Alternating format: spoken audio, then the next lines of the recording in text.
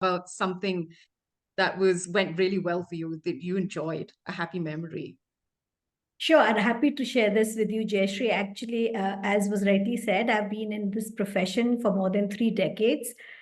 And I think way back somewhere in the early, maybe 2004, 2006 was when I got promoted. And then we were told that in this space, probably there would be no more promotions.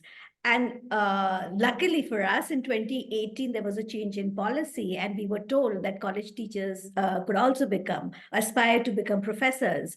It was a daunting task. It requires a lot of research work. And of course, I love research. So I thought I could do it. But somehow or the other, I couldn't manage it in a couple of years post 2018. And then I started working with a lot of support from my very dear colleagues, some of whom have also taught you. And then this year, I did manage to get my interview through, and I did get to become a professor, though, of course, it kind of is from 2022, but the final interview and everything happened this year. So that was something really joyful because it was very unexpected. I thought towards the end of my career, I'm not going to be seeing this goal at all. So, yeah, that was something which really lit me up for the year, really. Wow, many congratulations, Thank ma'am. I mean, you. I think as your student, that's definitely long overdue and well deserved.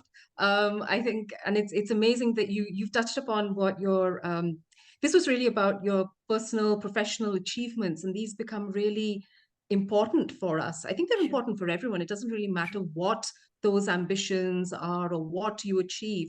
For me Absolutely. personally as well, I think something very similar. I was away for a year doing a fellowship in Ireland, and I was just reflecting that around this time last year, I was with an international group of senior leaders talking about brain health and all. And one of the things that I was really grateful for was the fact that I was able to actually do this at this point, leaving my family, going there. So that was great. It just felt great to have that opportunity to be able to do that. So I think when we're doing things that we've been wanting, there's that sense of purpose, meaning.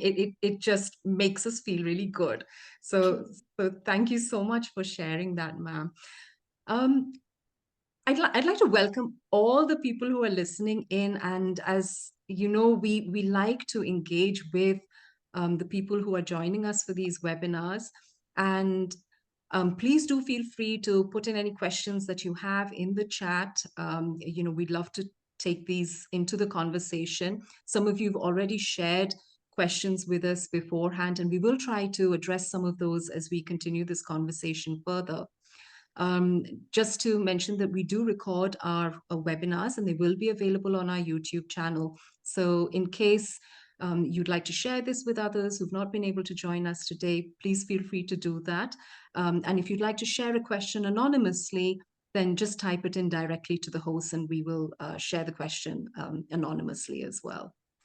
With that, I think, Navya, we have a couple of questions that we'd like to share with the participants. Do you think you'd be able to bring up that first question, Navya?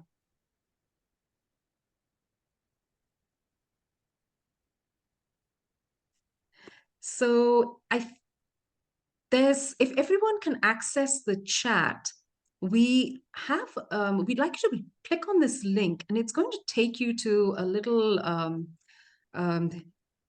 it's going to take you to a question that we'd like you to answer. So maybe I'll just do the same as well, and we can do this together. So my colleague Navya, who's a psychologist at Samvedna, has just posted a link in the chat, and I'd request you all to just click on the link. It will take you to a question. And we'd just like you to type in your answers in here. And the question is, what challenges did you experience in 2023? So please go ahead and just type in some of those challenges that you experienced.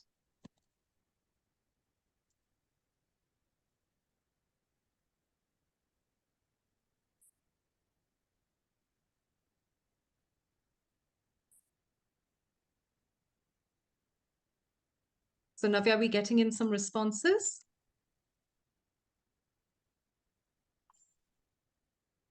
Yeah. Great.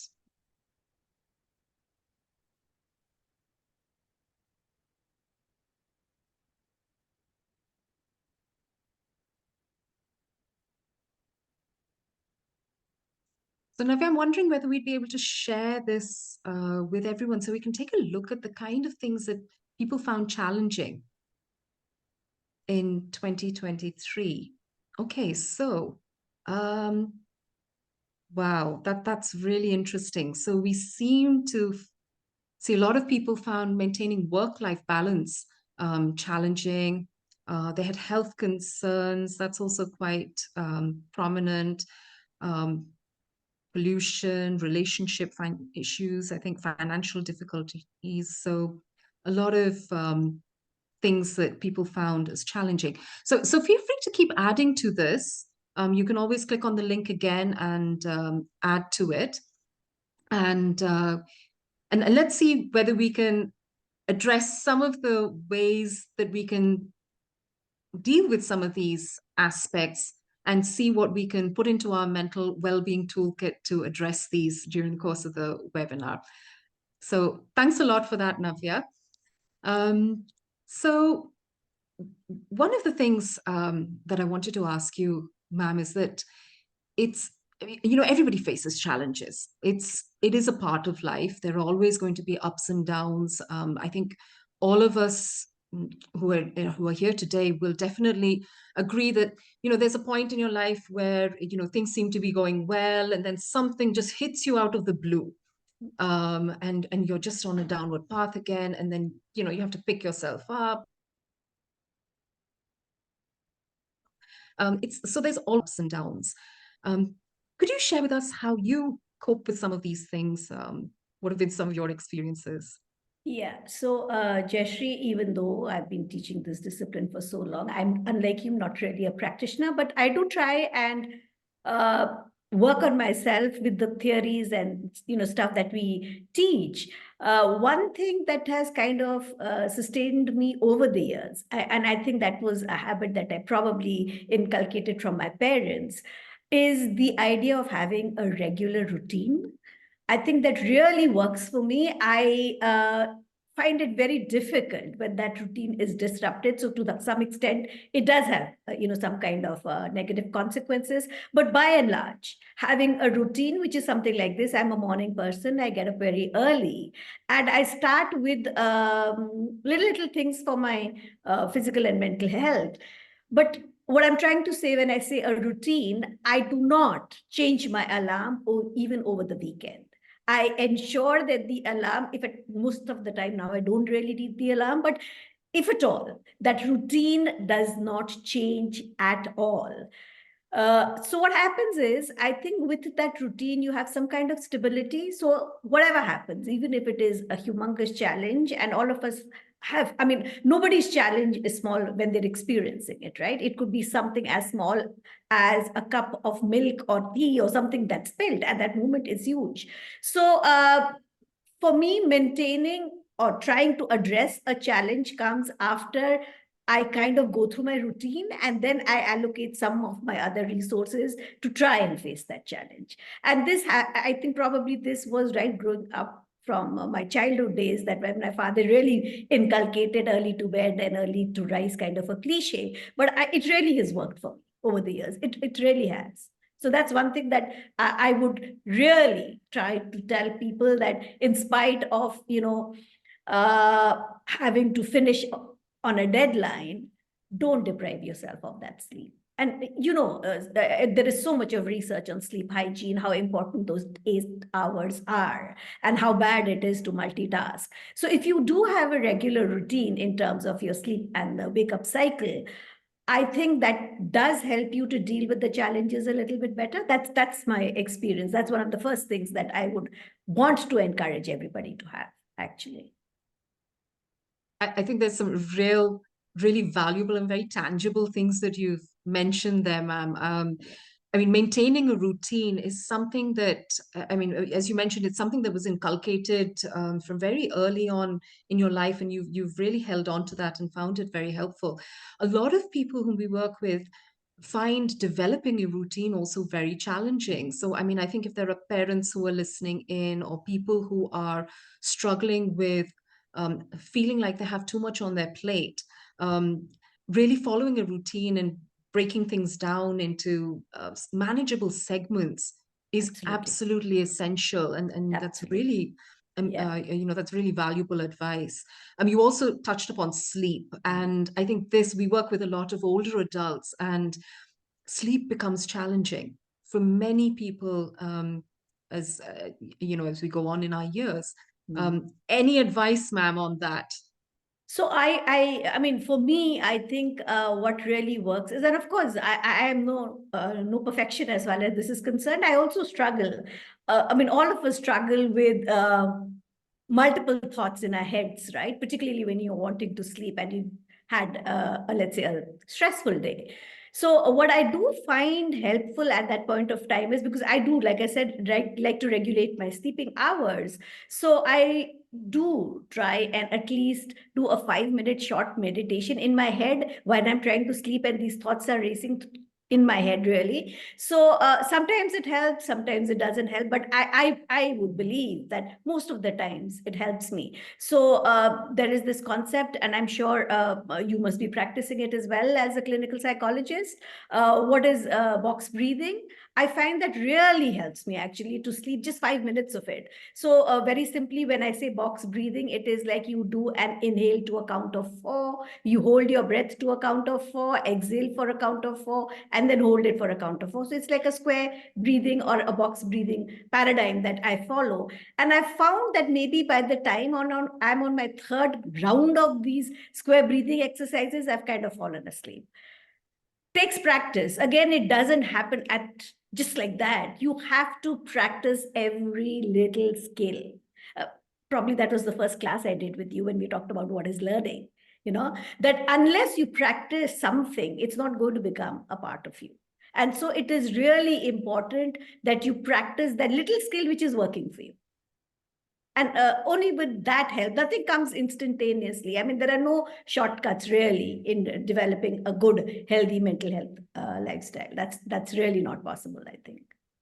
And I think that's really words of wisdom again, that nothing comes easily. You have to work on your Yeah, mental well-being. It isn't something that you absolutely. can take for granted.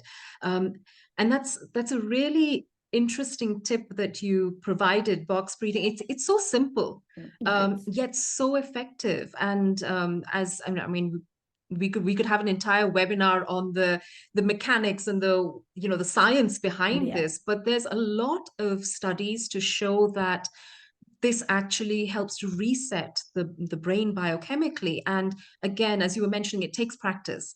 So there is a whole process of learning and how the brain kind of, understands when you're doing this breathing technique, what it has to do. So you work with the technique helps you. It's a process. And this is a really fantastic tip, ma'am. So thank you for sharing that. I think that's definitely something which we can put straight away into that toolkit as well. I'd just like to pause here and ask, if our participants who are listening in, if you have any questions for Professor Pant, please do type them into the chat, and we'd be very happy to address these questions as well. I know that there was a question that one of the participants had raised earlier about how to um, how to how to actually focus on the mind and achieve a state of meditation. And I'm wondering if that's something which you'd like to address, ma'am. I would love to address that question and probably get insights from you as well as the participants. It is the toughest skill I'm trying to still learn. And I must share this with you. We teach psychology, and ever since I was really interested in mental health awareness, I also started looking at techniques to teach the students who would go out into the field and talk about how to handle your mental health. So meditation was a big thing, and mindfulness meditation a bigger thing. So one of our senior alumna, she was moving from a hospital to private practice, and she asked me, "Ma'am, would you check out my website?" I told her, sure, I would. And the first thing that kind of came on, flashed across me was mindfulness. And then I asked her, how do you practice this? Because this is something I'm struggling with. I'm really trying very hard to really become mindful, because I find multitasking really is not helping me at all. And as I'm aging, that is becoming more difficult. So she suggested that I try out certain apps, and the apps she recommended at that time was Headspace, and I did subscribe to Headspace. I did use Headspace for a long period of time. But what I do want to share about mindfulness, and it's a little joke that happened in one of my practical classes. So I was trying to teach students one aspect of stress management, and I was trying to tell them that when you're trying to deal with a stress that is really bothering you, try to be mindful. And so everybody knows the book definition of being mindful, which is to be present in the moment. So I told them, yes, fantastic, you all have done your homework. So let's try through an example to understand what exactly does this mean. So they struggled and they struggled, and they said, but ma'am, it's so easy. I said, okay, so give me an example. How are you being mindful whenever you are being mindful? So they struggled a bit, and then they said, no, ma'am, you only tell us. I said, okay, I'm going to give you a very simple exercise. If you are a right-hander, please put your right hand back and write your name with your left hand as neatly as you would with your right hand. So whatever is the hand that you are functional with, use the opposite. And I told them, I'm going to give you precisely 5 minutes, and then you need to stop and judge for yourself. Have you managed to write it just as well as you would do very mechanically with your, preferred hand?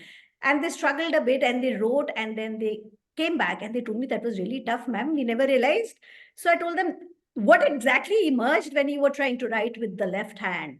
So they said, yeah, we had to really concentrate on every alphabet. We didn't even realize that, our name had so many alphabets that we had to struggle to put and string together so neatly. So I told them that was exactly how you were being mindful. So are you really doing that when you say I'm being mindful? They said, no, no, no, not at all. There's so many thoughts in our head that are happening when we are trying to be mindful. And interestingly, during, as you know, every practical has a viva at the end of it all.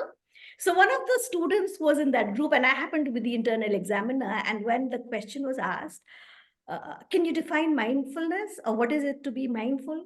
So she says, yes, yes, it is to write with your left hand. And I thought, oh my God, is this what I taught you?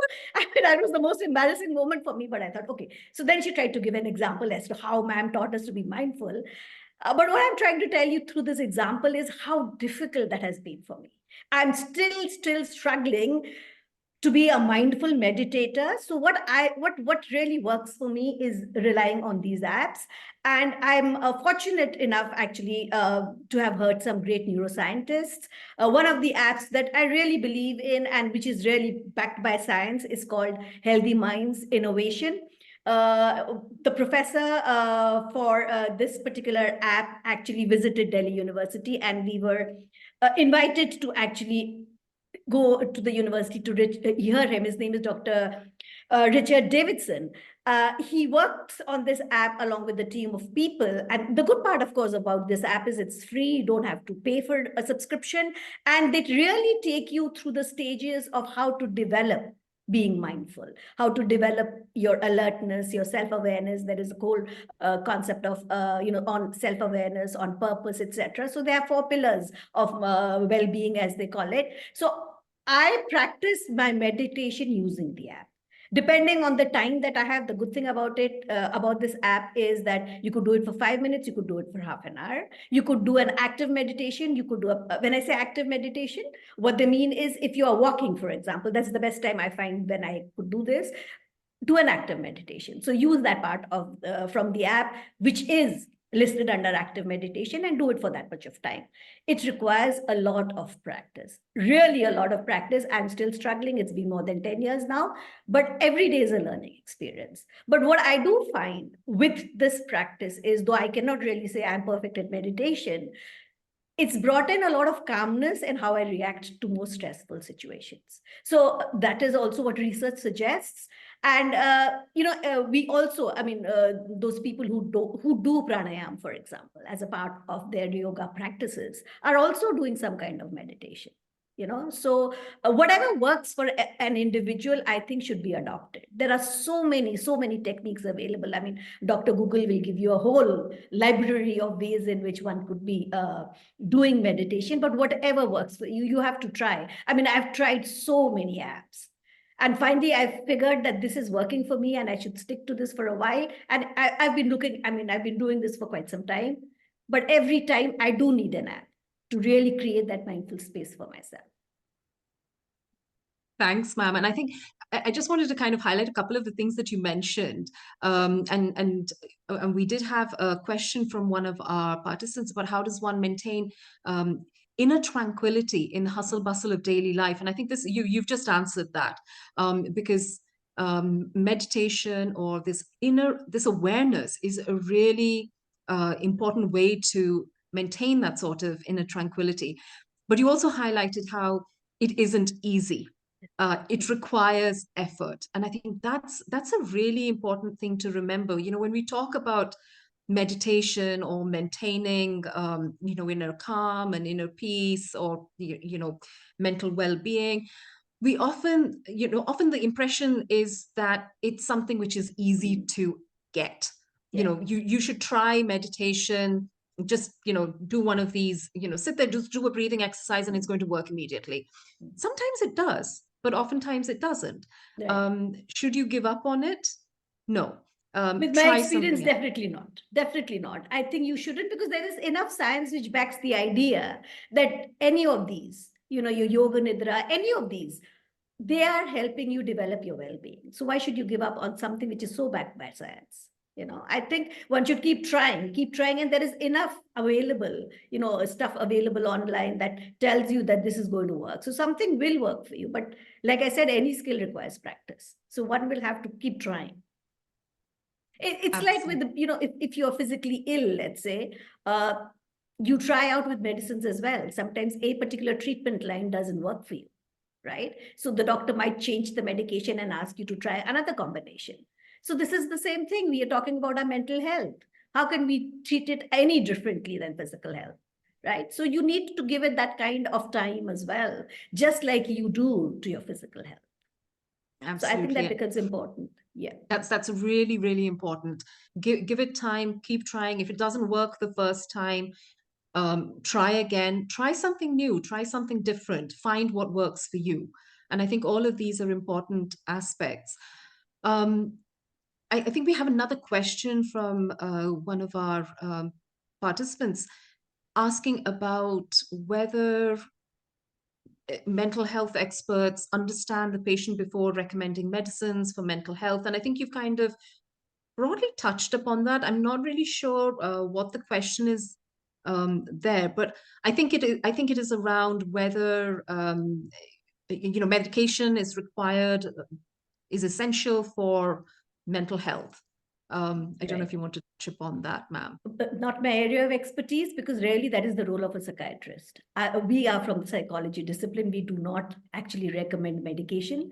That's not ethical on our part. It's the doctor's job, right? The MBBS psychiatrist. They are the ones who prescribe medication. So if you're going to a psychiatrist, their role would be to prescribe medication, and they would most of the time ask you to take therapy. And to say that there is something wrong in taking those medicines, I think that's also a myth. There are enough new generation of drugs which are not addictive. They are needed actually to get out of that mood in order for therapy also to be effective. And I'm sure you can highlight this much more, Jayashree, than I can. That's your area. But this is my understanding that yes, medicines are required sometimes, but we are not the ones who are prescribing them. Yeah, absolutely. And sometimes what the research has really shown is that so firstly, every individual is different, every case is different. So it's difficult to respond to that very specifically without further details. But the research has shown that the maximum gains for the patient or the individual who's seeking these interventions is when there is a combination of medication where required and therapy. So both of these go hand in hand. They serve different purposes, they play different roles, and when both of them are prescribed together, that's when you see the maximum benefits. So but again, every individual is different, and where there is a need, where you're struggling with managing your mental well-being yourself, if you've talked to your friends, you've talked to your family, you still feel you're not feeling good about yourself, that's really the time to seek professional help, because there is help available out there. There are people who can help you overcome the kind of feelings that you may be experiencing. So definitely, I think everybody needs to focus on their own mental well-being, and strive towards it just as we do our physical health. But if if you're really struggling, why struggle? Approach a professional, get that support from an expert. So thank you for that. I think there's already so many tips there, ma'am. That's really amazing. So thank you for that. I think, Navya, one of the other things that we wanted to ask the people who are listening in today is really, what did they find helpful? Do you mind putting up the next question for everyone so we can just get some inputs from the people who have joined us today? So again, Navya is going to share a link in the chat, and we'd like you all to click on the link, share in your thoughts, and let's see if we can address some of these aspects in the next half hour or so as we're taking this conversation with Dr. Pant further. So I just see Navya's posted the link in the chat. We request you all to just click on the link.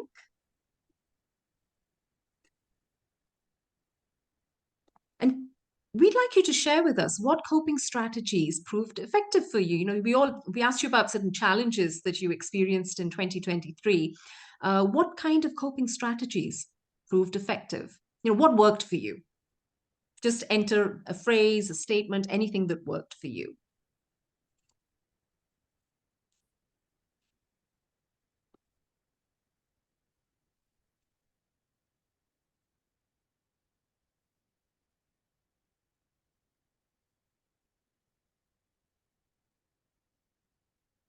So just give a couple of seconds there for people to type in their responses. And then I'm going to request Navya to share that with us so that we can see what people have written. So I'd encourage you all to type in and share your responses.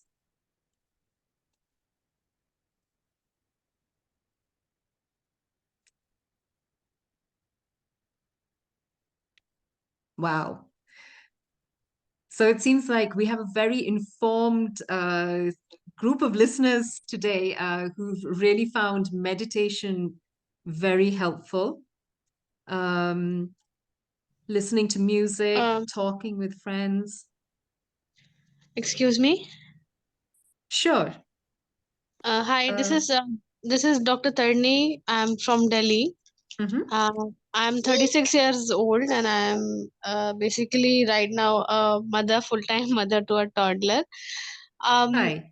Thank you for giving me an opportunity to speak here. I'll just take 2 minutes. So Okay. basically, I've been through a little bit of troubled childhood with my parents, and of course, as a student, I've been under tension and stress all the time for my studies and career, definitely. Uh, and I did had a broken relationship also, and I think that is when a little bit of depression had settled in my mind somewhere.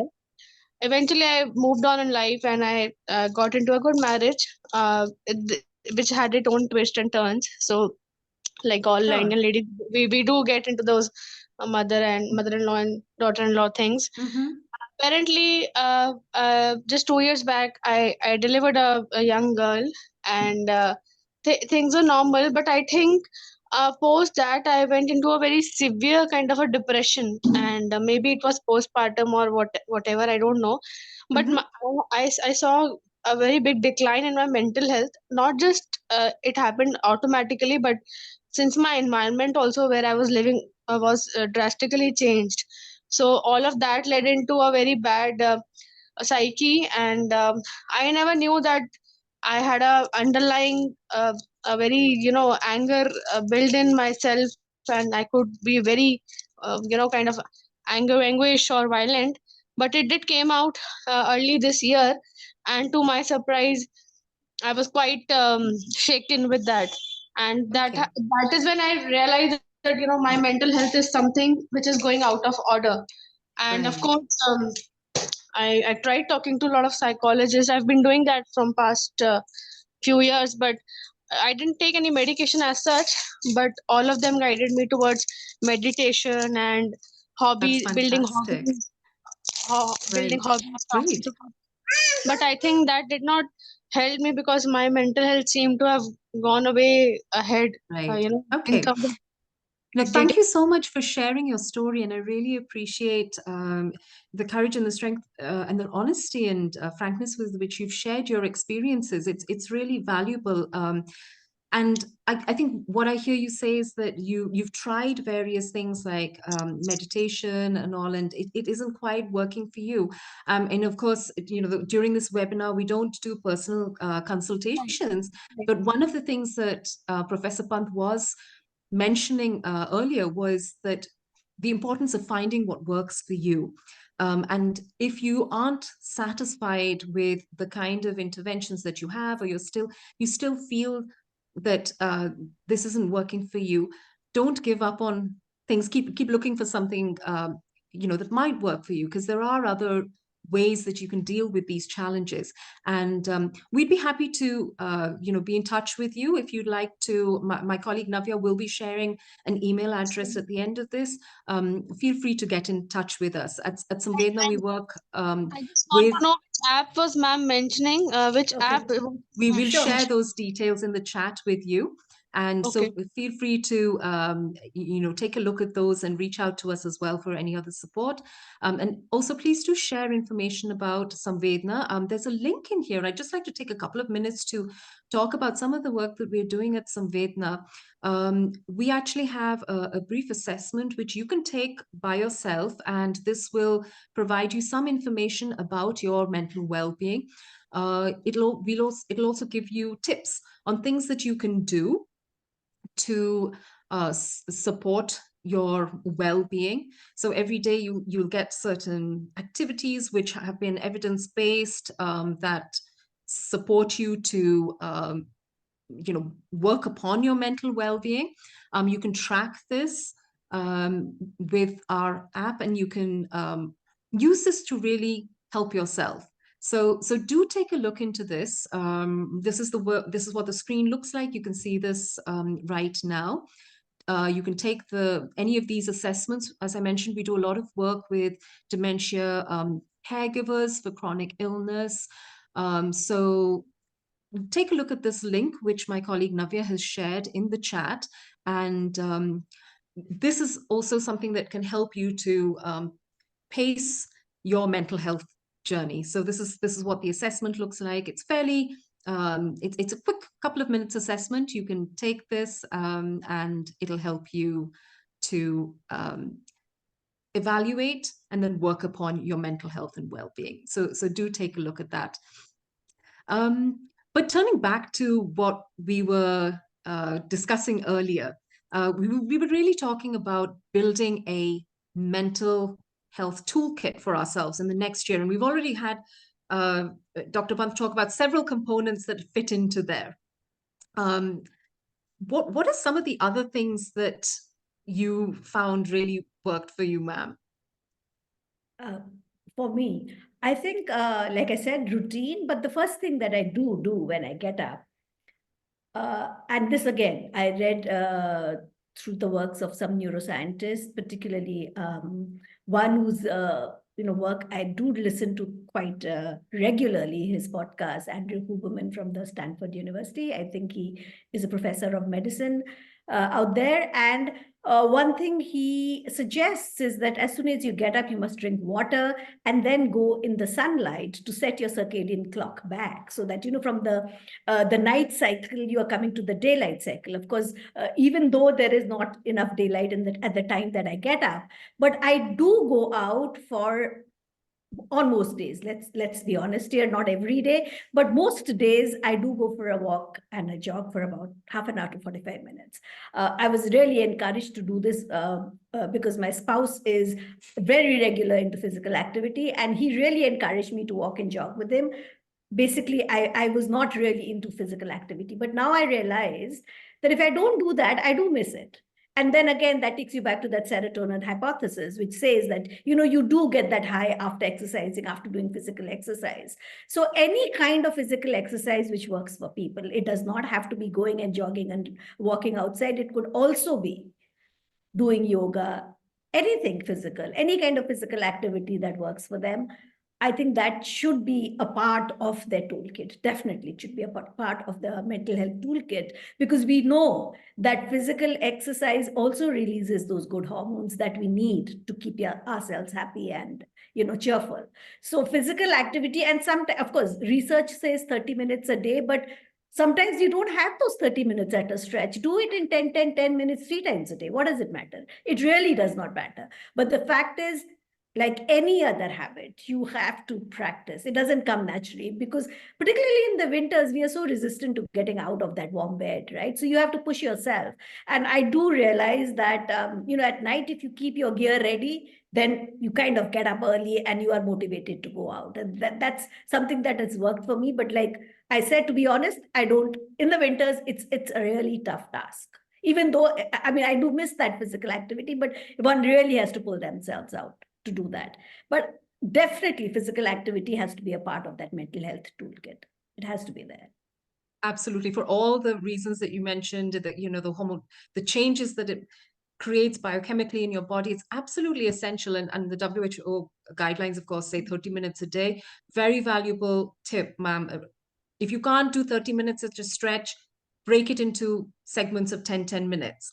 And I think for a lot of people, we find a lot of people asking, how do they exercise when they have to manage work, the home front. A lot of parents of children struggle to find time. People who are caring for older adults struggle to find time.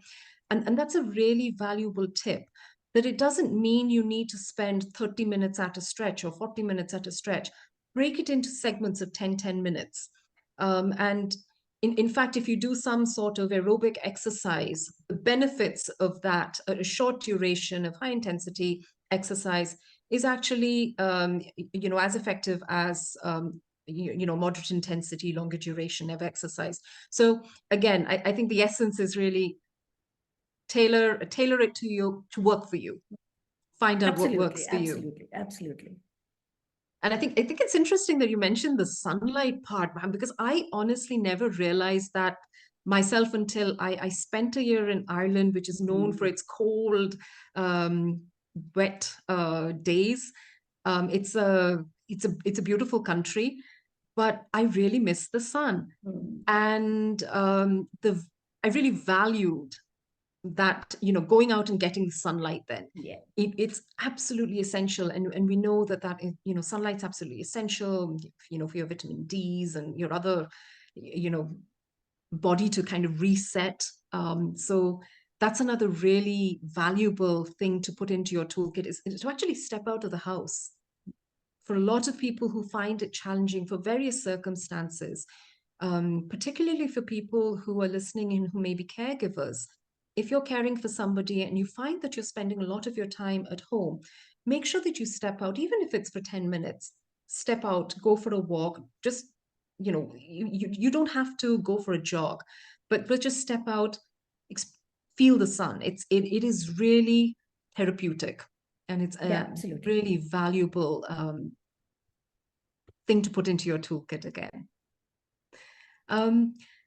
We'd like to hear from any of the people who've joined in, what they find has worked for them. What are the kind of strategies that you've used this year? What are the kind of tips that you'd like to share with others? And how has this worked for you?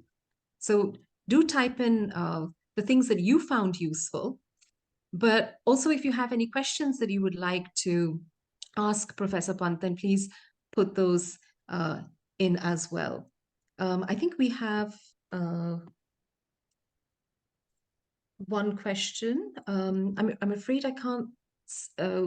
Could I request you to read out the question? There is one which I can read, which says how to come out with emotional things via meditation by a gentleman, Rajesh Tripathi. Right. Why can't she see?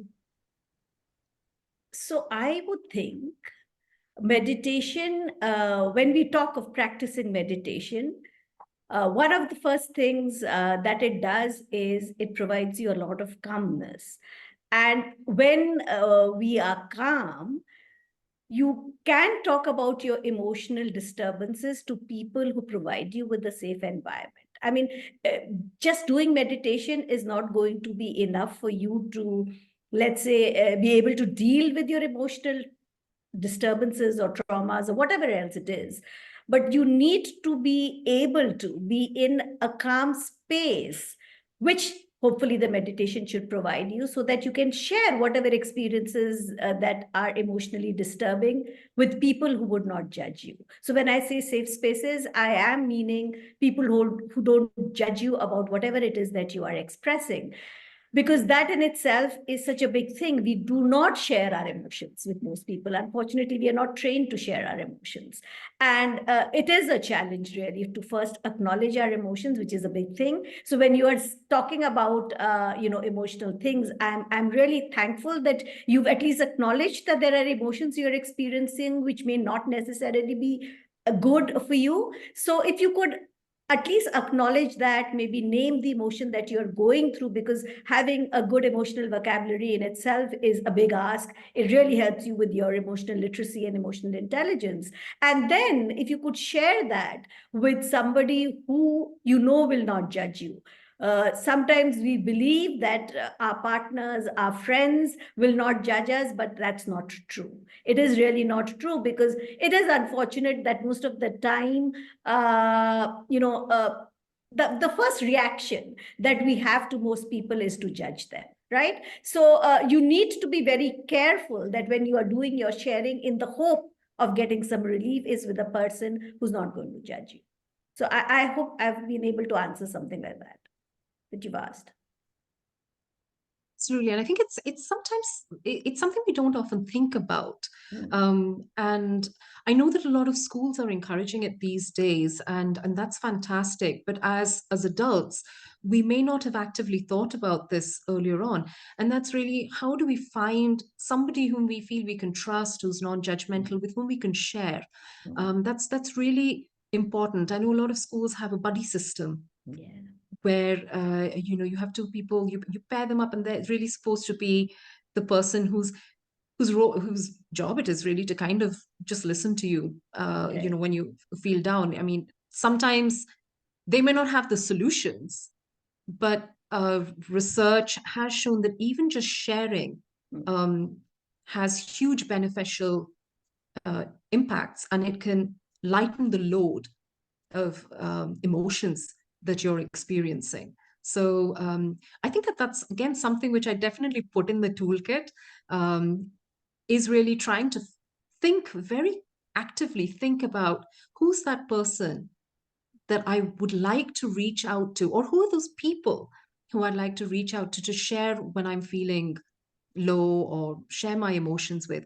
Sometimes it's not the person. It does it, often we think that we need to share everything with, our family member, or a particular friend, or something. It could be someone we haven't thought of unless we think about it.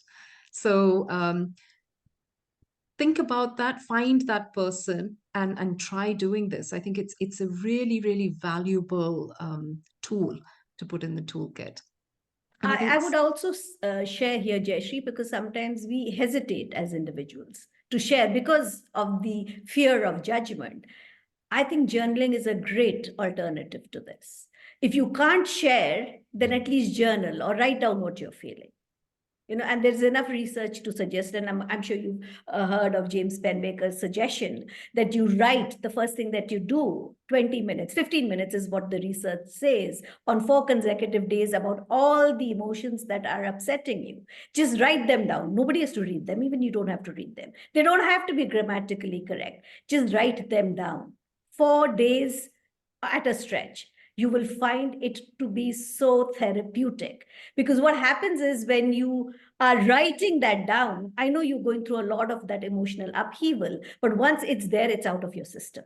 So if you can't share with somebody, because I know a lot of us fear being judged, and that's a reality. It's very difficult when I'm training my students not to judge. It's a tough ask, because they say, but ma'am, when I'm saying I understand you, I understand you. I said, no, that's the very wrong response that you're giving, because you're really not understanding her.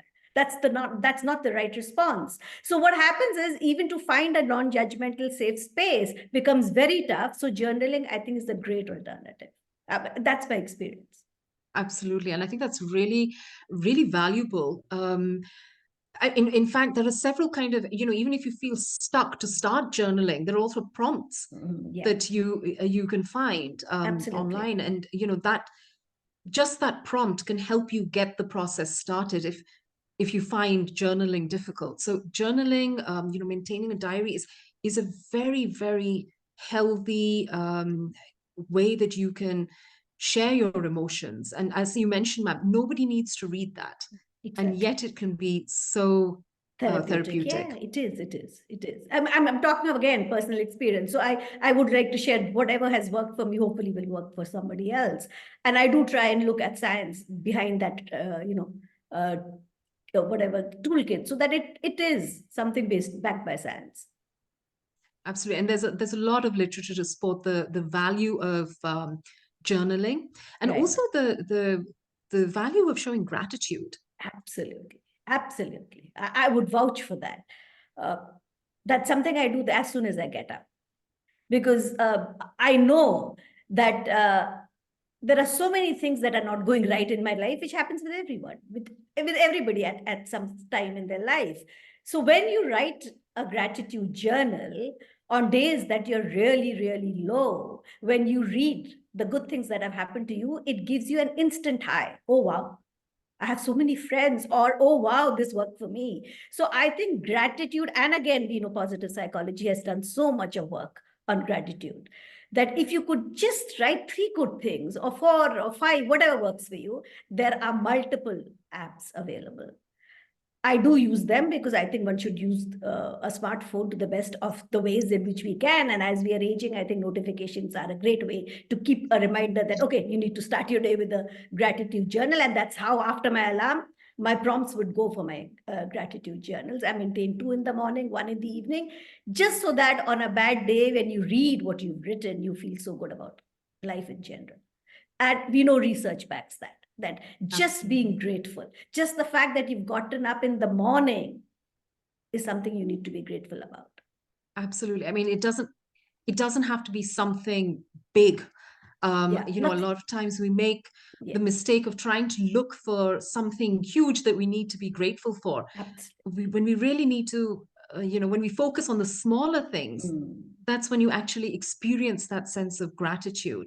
And again, automatically, we're kind of wired so that when we're in a low phase in our lives, we tend to assign more attention to things that are going wrong. We start to look at things more negatively. And ma'am's you're a positive psychologist, so you'll be able to, share more experience about this. But you tend to ignore the things that are actually going well.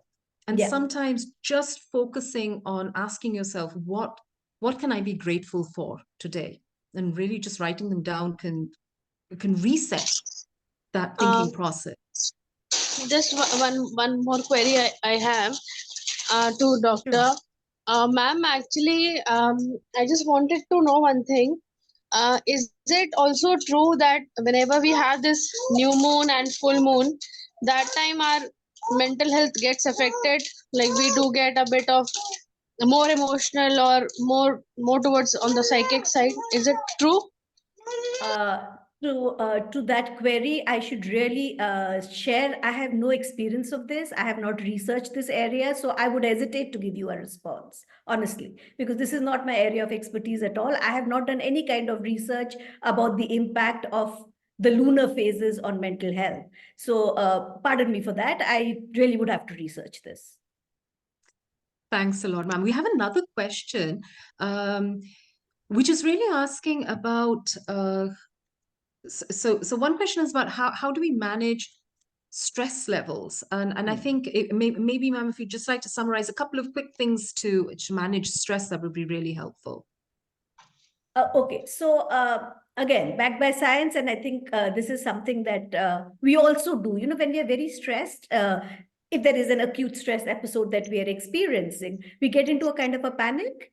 We do. I mean, I'm not talking of a major panic response, but when we get into a panic, we release that with a deep sigh, right? And that kind of gives us some kind of leeway that, okay, we're feeling better.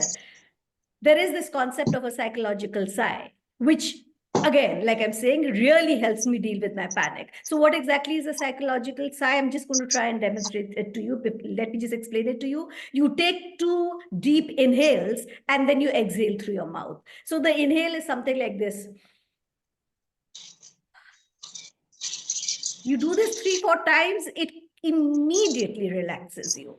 The science behind this is that when you are in a state of panic, you are breathing from your upper body, right? For your chest is breathing. So enough oxygen is not entering into your system. There is no diaphragmatic breathing that is happening at that stage of panic. You want to pump in air to your lungs to relax yourself. So when you do that double inhale and then a very slow exhale, your lung capacity becomes much larger and more oxygen goes in, and that carbon dioxide, which is kind of getting you into a panic, goes out. So I've really found using the psychological sigh helps me calm down in a split second, but not 1, 2, 3 times. At least 4 times you need to do it. And it really calms you down. Physiologically, there is research which suggests it works because you've taken more oxygen in now. So it is going to relax you. So if your exhale through the mouth is longer, it should be longer than the inhale. You are taking out all of that carbon dioxide that you were kind of collecting when you were in the state of panic. So I really found this technique to be very effective. Absolutely. And it's such, again, like the box breathing, this is such a small, simple tool to put in your Absolutely. toolkit. It is. And one of a very senior psychologist with whom I've had the privilege of working, Dr. Ian Robertson, has actually done a lot of work on attention and the neuroscience in the brain. And what this does is when you're actually breathing in like this, there's a region in the brain, a very tiny region called the locus coeruleus, and it's very chemosensitive, which means as you're taking in that oxygen, you're actually changing the neurochemistry in your brain. So you are really rewiring your brain when you're doing this. And as Professor Pant was demonstrating the psychological sigh, I also took in a couple of breaths, and I don't know how many of you who are listening in did that as well, but I also felt much better immediately. You can feel the change immediately. Yeah, it is immediate, and the physiology is telling you it's immediate, right? So you tend to come down from that state of panic very quickly to a state of calm. You know, it happens, let's say, when you're in a hospital, because everybody is very, very anxious in a hospital. It's not a nice place to be. Particularly if you're a caregiver, you can't have that panic happening to you, right? So I found this to be extremely beneficial when I'm in that role of a caregiver, trying to take care of a person who's dear to me. If I can bring down my stress levels this way, it calms me down. I'm able to deal with whatever it is that needs to be dealt with. Absolutely. And I really wish we had more time because this has been an absolutely amazing conversation with you, ma'am. I know there's one question, maybe I can just ask you to quickly just respond to this. Sure. Someone's mentioned that it's difficult to in the workspace to share, and there should be mandatory space for counseling at workspaces. Absolutely. Right, there should be. Absolutely. But with that, I'd just like to ask you for any quick final thoughts, any summary thoughts, and then maybe we'd just like to share a, quick summary of what we've just put together in that toolkit with everyone.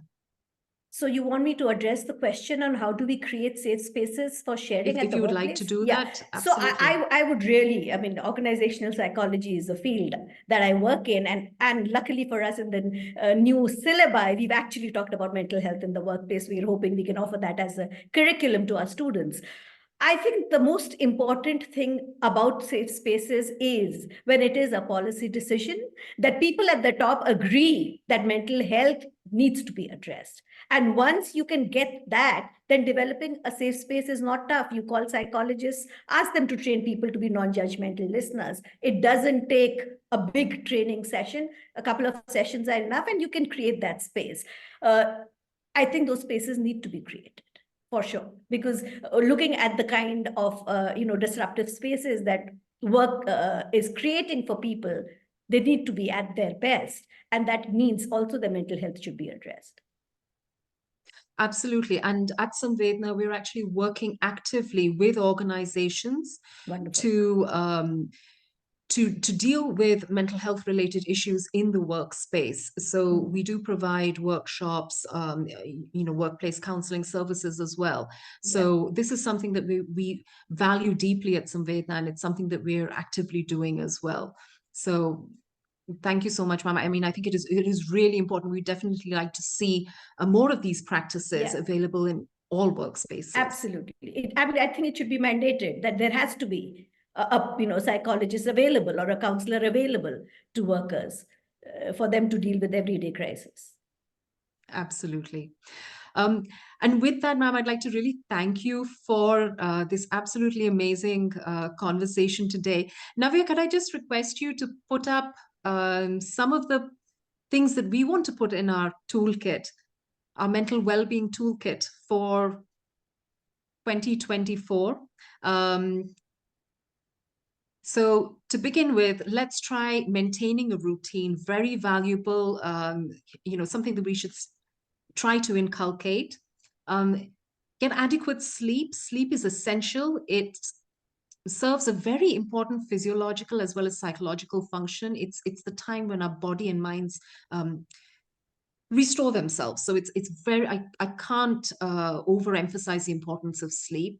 Box breathing, a fantastic technique to really get you into practicing, a simple breathing exercise. If you're struggling with meditation, this is something that you can definitely try. Being mindful, and we spoke a lot about what that means, how you do it, how important it is to practice this. And if the use of apps, if one method or approach isn't working for you, how you shouldn't give up, try something else. It's absolutely essential. Exercise, very critical. It's important that we all try to incorporate a little, some exercise into our day. Start small, build it up gradually. If you can't give 30 minutes in a day to exercise, break it into small segments. So think of it very practically, make it work for you. Engaging in any sort of physical activity is absolutely essential. Where required, it's important to seek professional support. And for your emotional health and well-being, two very important things are really sharing your emotions, identify safe space, someone whom you can share this with. And if that's difficult for you, to start to feel better, and there's a lot of science behind this, start journaling, use a gratitude diary. Start with just listing down 3 things that you're grateful for in the day. And this is a great way to start your day or end your day on a very positive note. And I think one more thing that I'd like to throw in there from my side is like, as part of your mental well-being toolkit is also the importance of nutrition. So absolutely. Definitely think about following a healthy diet. So I think this is a really comprehensive, very holistic toolkit with some very practical tips and takeaways, ma'am, that you've shared with us. And I think these are things that, if we can try to incorporate these into our routine, into our days, as we start 2024, I think we can definitely say we're going to feel better. We're going to be taking care of our mental well-being, and this is going to be a great way to start the year. So with that, I'd like to really thank you, ma'am, for your time and sharing your valuable wisdom. I've really enjoyed hearing your insights, as I'm sure all the people who've been listening in have. So thank you very much for these wonderful insights. My pleasure, absolutely. I hope I've been able to help, at least even if one person benefits, then it's absolutely okay being there. Happy to share insights anytime. Thank you for inviting me. Thank you. Okay.